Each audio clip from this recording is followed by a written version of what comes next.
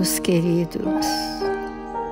Jesus é o nosso mestre, modelo e guia da humanidade.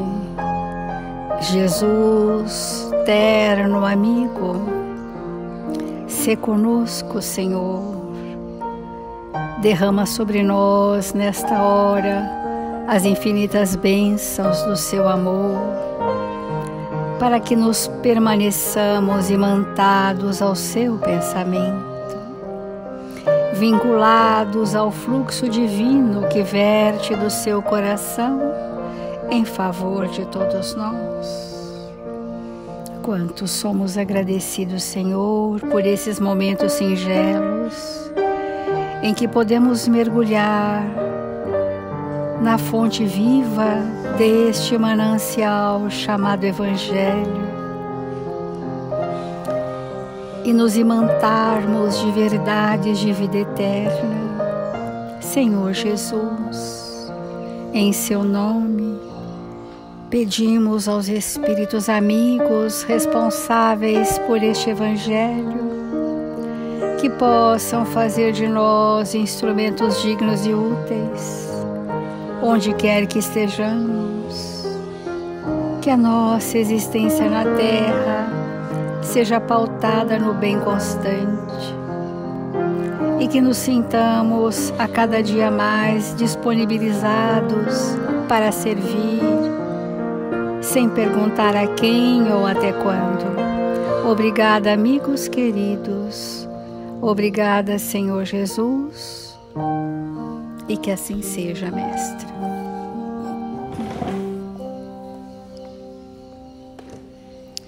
Do Evangelho segundo o Espiritismo,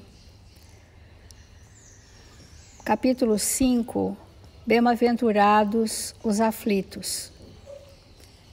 E dentro das aflições terrenas, nós vamos ter aflições que se tornaram tormentos. Como que uma aflição gera um tormento, né? Quando essa desacomodação íntima é acalentada por nós mesmos, porque temos ganhos secundários, porque temos um prazer mórbido, e isso vai aumentando aquele nível de aflição, gerando um tormento. Os tormentos são sempre derivados do egoísmo e do orgulho, nós já o sabemos. Mas o Evangelho deixa claro que a maior dor de tormento que a humanidade experimenta nesta oportunidade é o ciúme e a inveja. Essas derivações de ciúme e inveja estão também ligados ao pensamento materialista, da posse, do mando, da manipulação, da vitimização. Então, são questões de um pensamento de que ainda não nos sentimos espíritos, nos sentimos personalidades em corpos se manifestando no mundo, o que é bem diferente de nós nos sentirmos espíritos e vivermos como espíritos em estágios terrestres, que serão brevíssimos.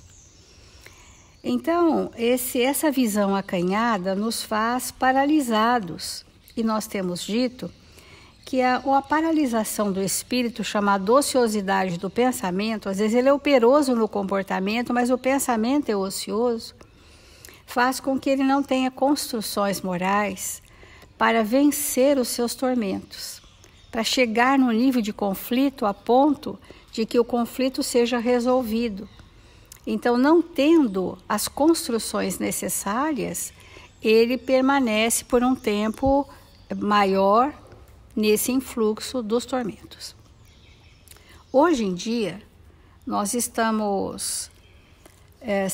o Evangelho diz que nós, o homem, está incessantemente em busca da felicidade que lhe escapa sem cessar, porque nós convencionamos um parâmetro de felicidade que não é a felicidade possível para nós, são as ilusões do mundo.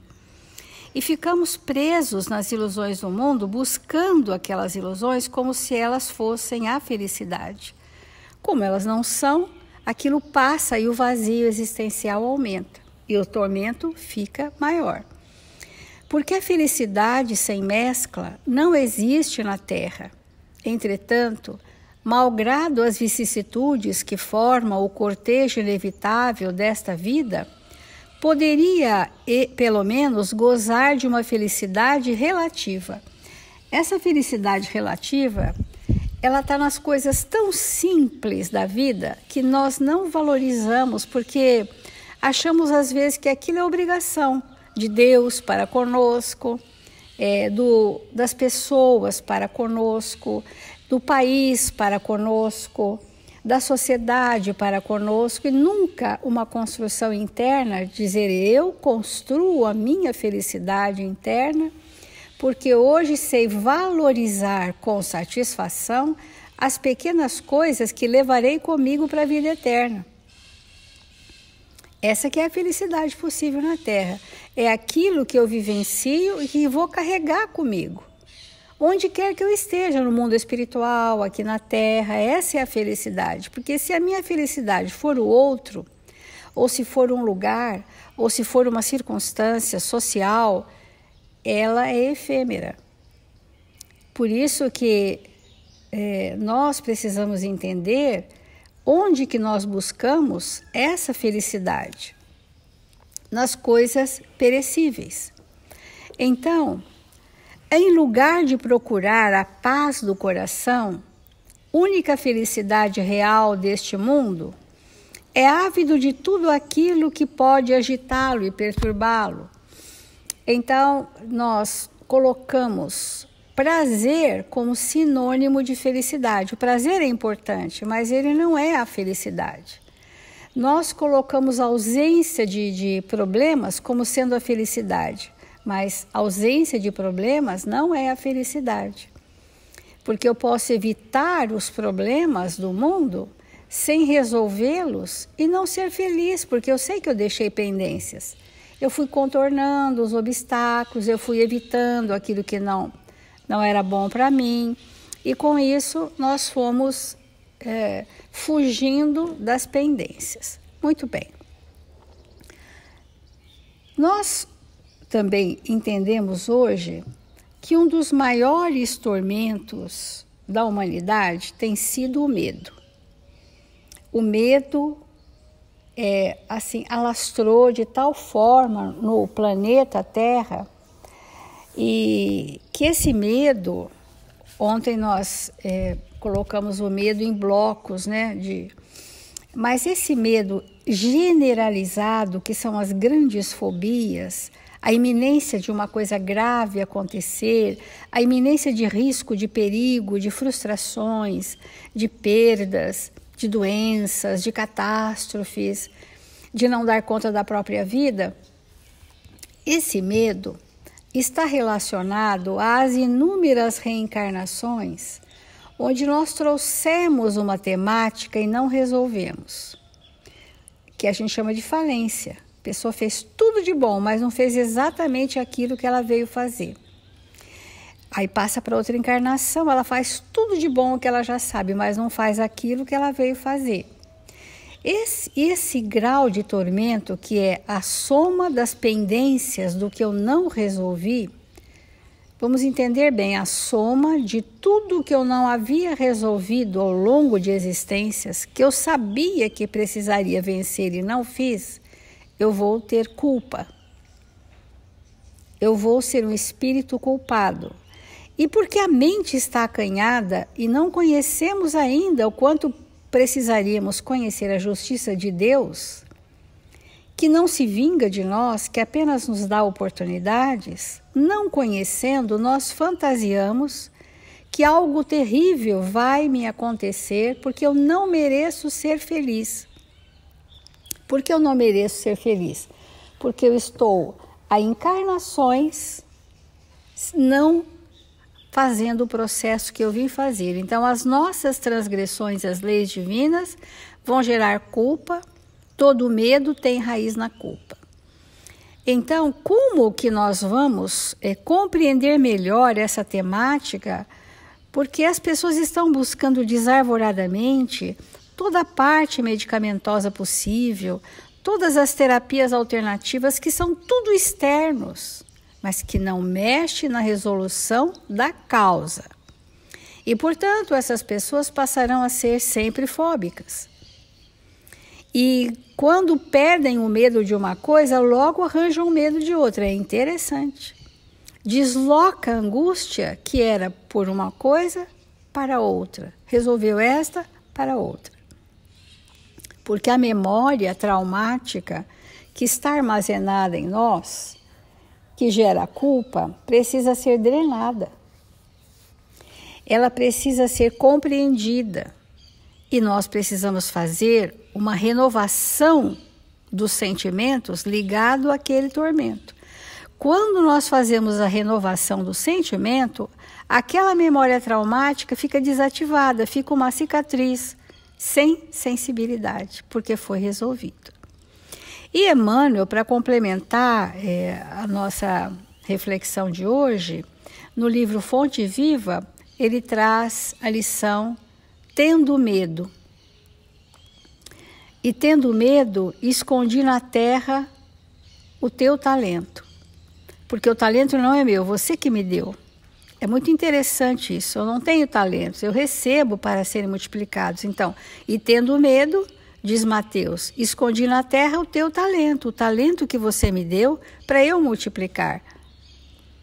Então, na parábola dos talentos, o servo negligente atribui ao medo a causa do insucesso em que se infelicita. Receber a mais reduzidas possibilidades de ganho, contar apenas com um talento e temer a lutar para valorizá-lo. Então, se nós não multiplicarmos o bem, se nós não fizermos construções de sentimento, nós não resolveremos as fobias. Nós não resolveremos o pânico das pessoas, que se deriva de um pensamento depressivo, de total abandono. Então, nós precisamos fazer as construções no bem interno. Quanto aconteceu ao servidor invigilante da narrativa evangélica, há muitas pessoas que se acusam pobres de recursos para transitar no mundo como desejariam. Então, é aquelas pessoas que, pela ociosidade, não querem progredir e dizem assim, ai, mas quem sou eu? Ah, justo eu nada posso, eu nada sei, isso não é para mim. Eu vim porque eu preciso receber, né? De forma geral, é assim que acontece. Então, essa culpa aumenta à medida que o espírito está na estagnação. Ele só vê a sua própria dor, está voltado para si mesmo, não percebe nada à sua volta, e isso tudo o enclausura nos pavores e no pânico. E recolhem-se a ociosidade, alegando o medo da ação, porque vai paralisando, né? A pessoa no medo, ela vai paralisando num grau ponto que ela vai ficar um dia trancada num quarto escuro sozinha. Então, Emmanuel diz assim, tem pessoas que têm medo de trabalhar, outras que têm medo de servir, medo de fazer amigos, porque esses amigos podem não gostar de mim, então eu já nem evito para não ter o dissabor da rejeição. Medo de desapontar, porque quando as minhas falhas, as minhas imperfeições aparecem, eu me intimido pelo meu orgulho, então eu nem vou começar para não te desapontar. Medo de sofrer, esse é grande. O medo de sofrer é como se nós tivéssemos o pensamento imaturo, infantil, de achar que nós, sendo vítimas, seremos poupados de todos os dissabores, sendo que os dissabores da nossa existência na Terra são estímulos redentores, são estímulos ao encorajamento, são estímulos ao fortalecimento. Se a pessoa não passa as dificuldades, ela não amadurece no nosso estágio evolutivo. Medo da incompreensão alheia, de não ser aceito, de não ser querido, de não ser valorizado, porque eu não me percebendo com os meus valores, eu imagino que ninguém vai me perceber com valores. Há pessoas que têm medo da alegria. Não posso ser muito feliz, alguma coisa vai acontecer. Eu estou rindo muito já hoje. Nossa, não está acontecendo nada na minha vida, então tá para acontecer. Porque eu não mereço. Então vai acontecer, porque eu vou receber um castigo, uma catástrofe vai me acontecer. E esse medo, ele é diretamente proporcional à intensidade da culpa. Medo da dor, né? Enfim, medo de viver. Há espíritos que passam pela existência sem ter vivido, só existido. Existem, mas não vivem. Então, na vida, agarram-se ao medo da morte. E na morte, confessam o medo da vida. E a pretexto de serem menos favorecidos pelo destino, transformam-se gradativamente em campeões da inutilidade e da preguiça. Então vamos refletir profundamente sobre o quanto o medo é paralisante para nós.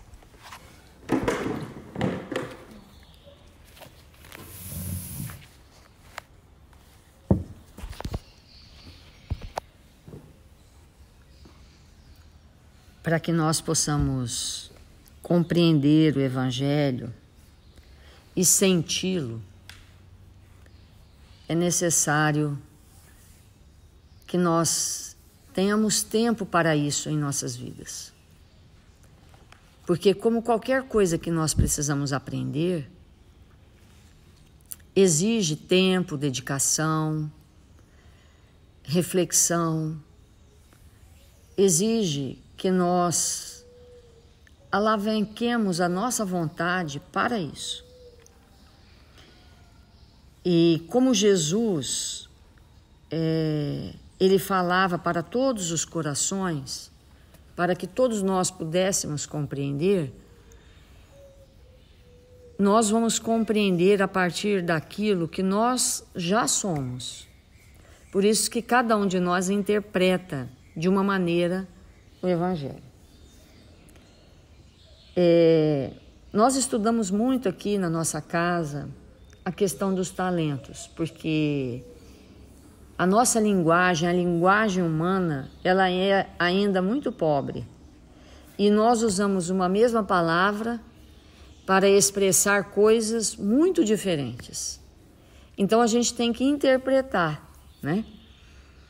E quando a Célia leu esse trecho de Mateus, e tendo medo, escondi na terra o teu talento, não é simples da gente entender o que é isso. Porque o que a gente pensa como talento?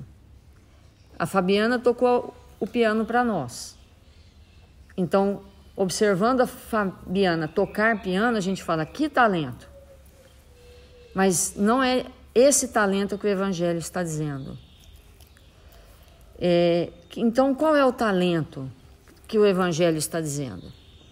É o talento que nós recebemos como uma oportunidade e que, quando nós retornarmos ao mundo espiritual, vamos devolver. É esse o talento. É diferente das habilidades, que a gente também chama de talento. Então, a pessoa tem habilidade para escrever, a gente diz, nossa, que talento. A pessoa tem habilidade para encenar, a gente diz, olha, que talento. É porque usamos palavras idênticas para expressar coisas muito diferentes. Então, como que nós vamos entender a parábola dos talentos e esse trecho que Mateus está dizendo?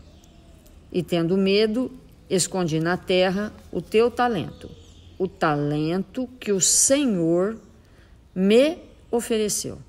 Então vamos dar exemplos, 3 exemplos para a gente entender, porque senão passaríamos todo dia falando sobre isso. A família é um talento. Nós recebemos, às vezes, uma família, muitas vezes nós vamos reencarnar numa família que nós temos 0 de afinidade, 0. Às vezes a gente vai reencarnar e vamos receber uma fortuna, com 0 de experiência para lidar com a fortuna.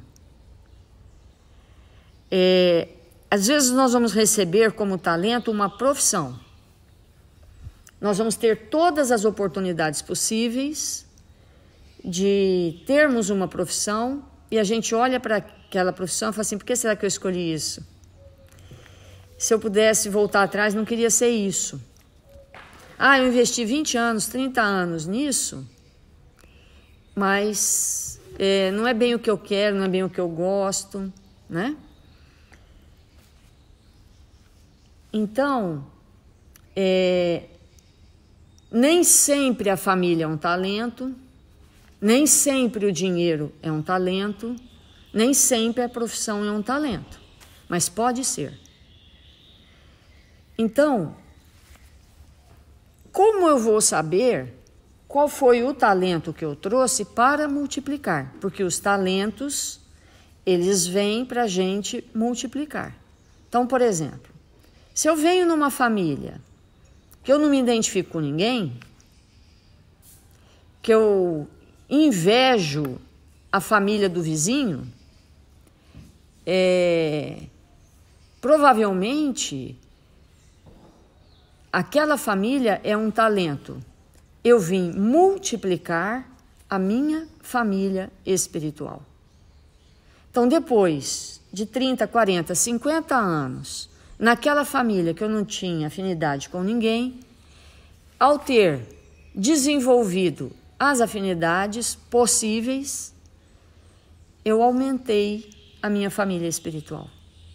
Então, aquela família era um talento.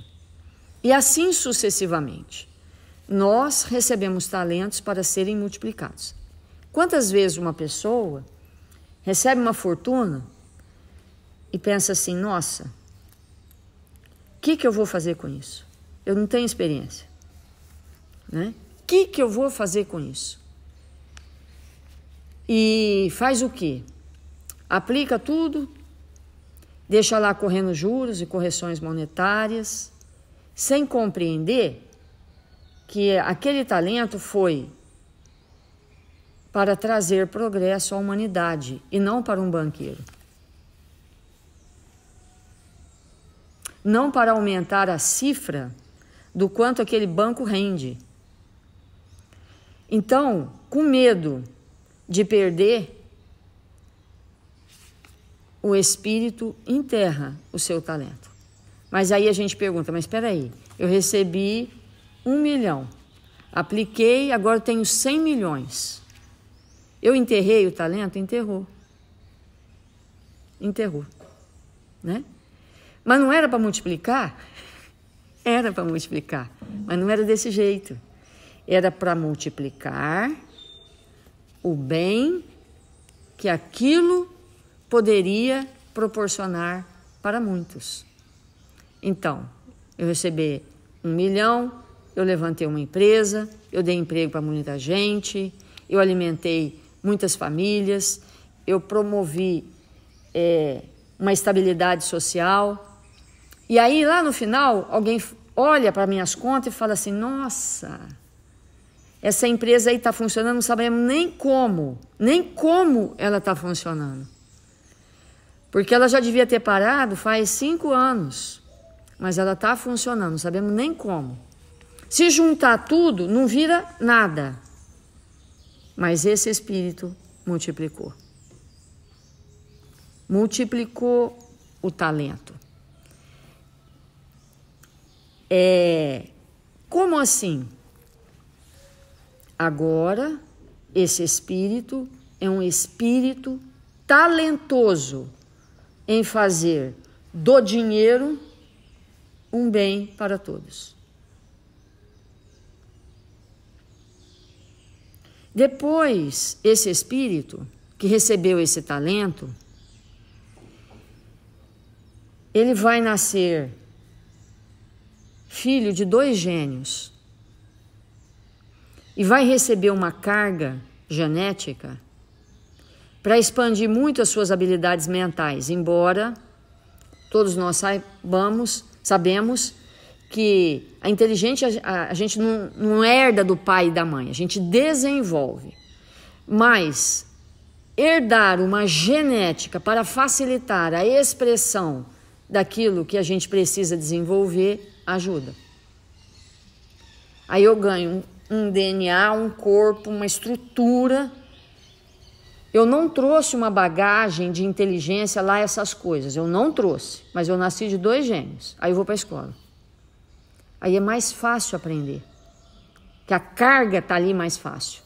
Aí eu aproveito. Aí eu me torno uma pessoa bem-sucedida. Eu nasci de 2 gêmeos pobres, mas são 2 gêmeos. Aí eu aprendo com esse talento a ajudar a humanidade com a minha inteligência. No primeiro momento foi com dinheiro, agora é com raciocínio. Depois vai ser com a beleza e assim sucessivamente. Nós vamos recebendo talentos que nos são confiados para que nós possamos multiplicar. Por isso que ele diz, e tendo medo, escondi na terra o teu talento, o talento que você me deu. Porque não é meu, aquela fortuna não é minha, eu não posso levar, não põe no caixão, né? Enfim, é assim que a gente vai entendendo o que são esses talentos. E na medida que nós vamos entendendo que recebemos talentos, pode parecer bem complexo o que a gente vai falar, mas se a gente compreender, vai ajudar. Quando nós estamos no mundo espiritual, é mais fácil acessar a consciência do que quando nós estamos na Terra. Porque quando nós estamos na Terra, em geral, estamos muito distraídos. Mas no mundo espiritual, não. É lá, no mundo espiritual, que nós exercemos na nossa plenitude o livre-arbítrio. E o livre-arbítrio não são escolhas. Isso é muito importante da gente entender. A doutrina espírita esclarece com muita clareza isso. Escolha é diferente de livre-arbítrio. Geralmente, o livre-arbítrio, na sua plenitude, a gente só exerce desencarnado. Quando chega aqui, então a gente, com o livre-arbítrio, a gente decide como vai ser a nossa vida. Essa profissão, essa família, essa condição financeira, essa cidade, esse país, essa circunstância, etc. Tudo isso é fruto do livre-arbítrio, somado àquilo que faz parte da lei que a gente tem que executar aqui. E aí, quando nós chegamos aqui, nós podemos fazer escolhas. E, às vezes, as escolhas poderão ser contrárias ao livre-arbítrio. Então, eu, no mundo espiritual, decidi que eu iria exercer uma atividade na área do direito, por exemplo. E eu recebo, então, o talento da profissão do direito. Como que é o talento? Olha, eu vou nascer numa família que vai me estimular a estudar. Como aquilo vem registrado, eu vou pensar que eu quero fazer isso. E aí eu começo. No meio do caminho, eu falo assim, não, isso aqui é muito difícil. Acho que não é isso que eu quero, não. Isso aí não dá dinheiro. Ou se dá, isso aí vai me comprometer se eu ganhar muito dinheiro. E começa. Nos questionamentos e tal, e deixa. Eu escolhi ir contra o meu livre-arbítrio. No meio do caminho. Sabe de uma coisa? Não quero. É muito para mim. Então, nós precisamos ficar 200% atentos antes de desistir de qualquer coisa que está no fluxo. que está no fluxo.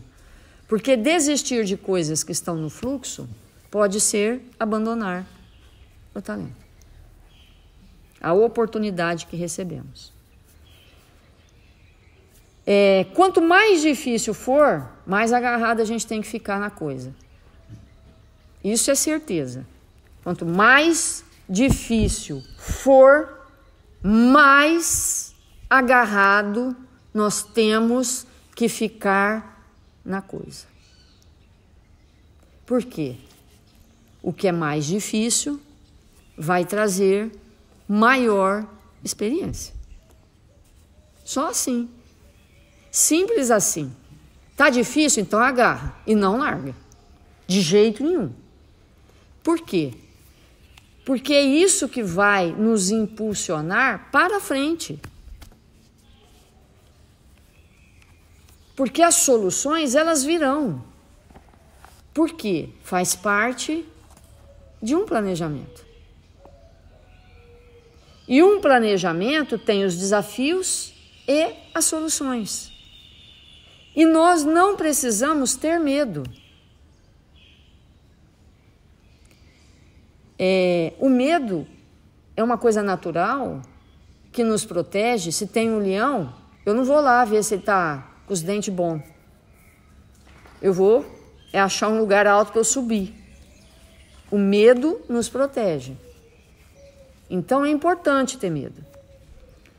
Mas o medo, quando nos paralisa, aí já é doença. É o medo doença e não o medo evolução.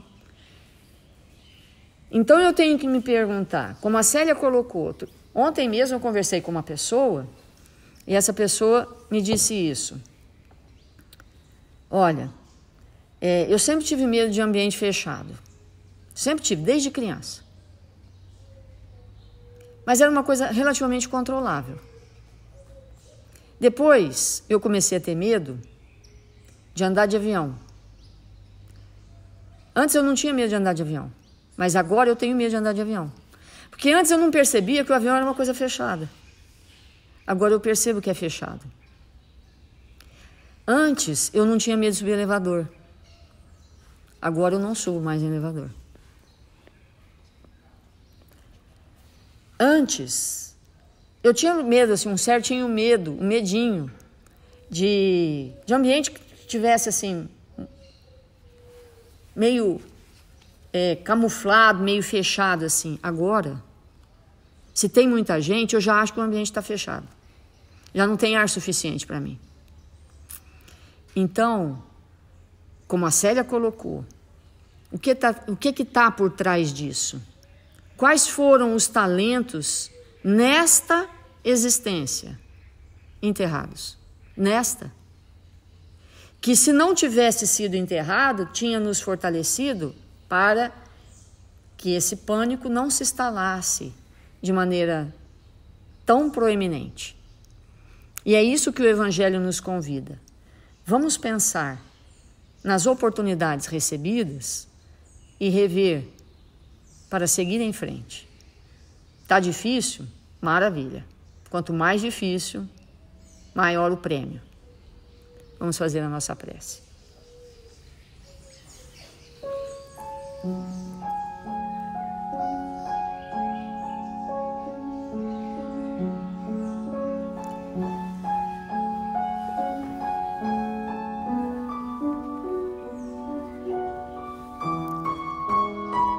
Senhor Jesus, divino amigo das nossas vidas, nesta hora abençoada, que nos encontramos em Seu nome, queremos Te agradecer pelas oportunidades redentoras que a existência nos confere. Permita, Senhor, que possamos olhar para a nossa vida e abraçar com vigor de alma todos os nossos compromissos, para que possamos nos tornar espíritos robustos, dispostos aos desafios do caminho, que hão de nos fortalecer, fazer de nós espíritos mais prontos para servir a tua causa.